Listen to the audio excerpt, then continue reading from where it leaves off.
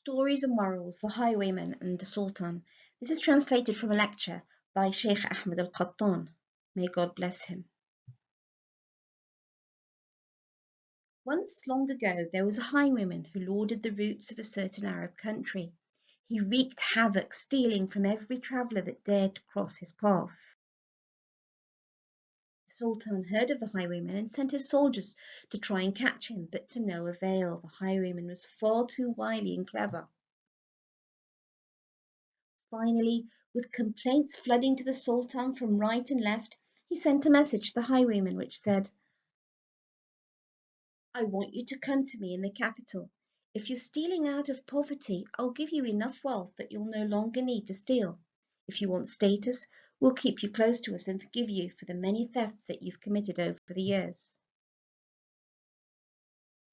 The highwayman thought that the deal was very agreeable, and he went and turned himself in to the Sultan.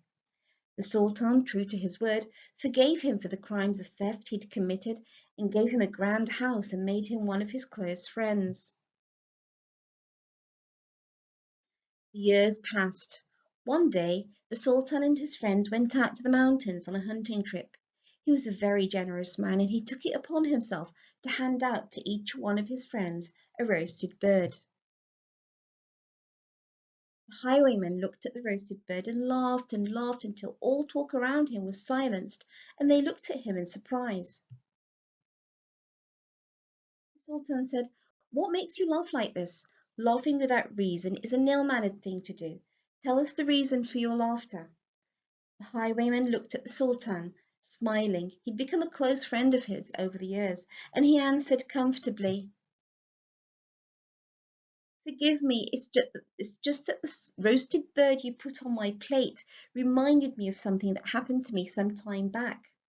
In my days as a highwayman, I once stole from this very rich traveller. I even took the clothes from off his back and sent him naked down this very mountain.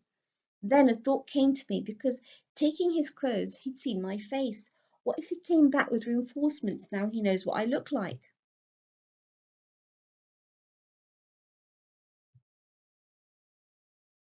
So even though I sent him away, I called him back and raised my sword to kill him. The foolish man begged for his life and tried to convince me that he wouldn't tell anyone about me, but how could I possibly guarantee this? So, notwithstanding, I cut off his head. But before he died, he looked up to a bird that had flown and settled against this very rock, and he cried, "O bird, I make you a witness before the heavens and earth that I have been killed unjustly this very day." What a fool, asking a bird to be his witness! Well, look at his witness now, roasted and ready to be eaten. And the highwayman laughed again. The Sultan's face grew red, and he said, "We forgave you for the sin of theft, but by God we will not forgive you the sin of murder. I have accepted the bird as a witness. Take him and execute him as punishment for the crime of murder." Allah subhanahu wa ta'ala, all glory be to him, says to those who have suffered injustice, "I will succor you, I will aid you even after a while."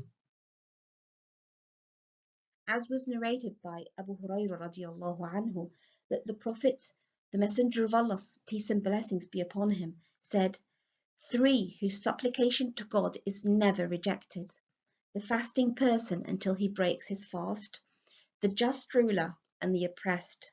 Their prayers rise above the clouds and the gates of heaven open for them, and the Lord, may he be gloried, says, 'By my majesty and my glory I will answer you, even if it's after a while.'"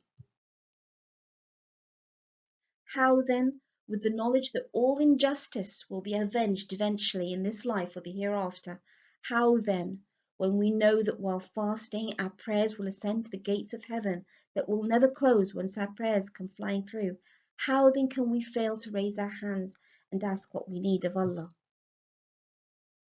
There are no mediators between our humble selves and the Creator of this vast and beautiful universe. No mediators. How then can we not entrust him with our fears and our hopes and our dreams? Let's start by not forming barricades between ourselves and He who will support and guide us, whatever our circumstances. Let's never despair, however many blows life throws at us, for Allah has sworn to always aid those who call out for help.